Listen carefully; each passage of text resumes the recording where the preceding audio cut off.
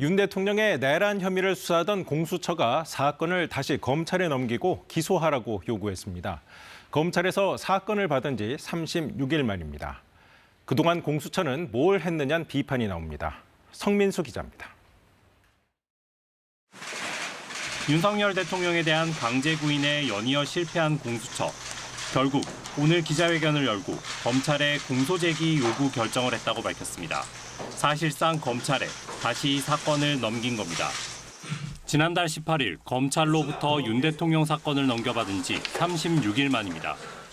기소 여부를 결정해야 하는 검찰이 그동안의 수사 자료를 종합하고 필요한 사항에 대해 추가 수사를 하는 것이 사건의 진상규명을 위해 효율적이라고 판단하여 앞서 공수처는 윤 대통령 구속 이후 사흘에 걸쳐 강제 구인과 구치소 현장 조사를 시도했지만 모두 무산됐습니다.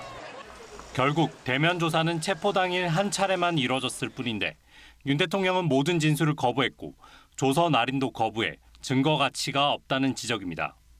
공수처는 어제도 윤 대통령이 쓰던 보안 휴대전화 서버 등을 확보하려고 대통령실 등에 대해 압수수색 시도를 했지만 역시 실패했습니다. 때문에 사건 이첩 요구 등으로 수사를 시작했지만 정작 성과는 거의 없다는 비판이 나오고 있습니다. 최근 법원 내부 통신망에는 공수처의 수사권에 대한 법률적 논란이 일기도 했습니다. 사건을 넘겨받은 검찰은 조만간 윤 대통령 구속기간 연장을 신청하고 대면 조사에 나설 방침입니다.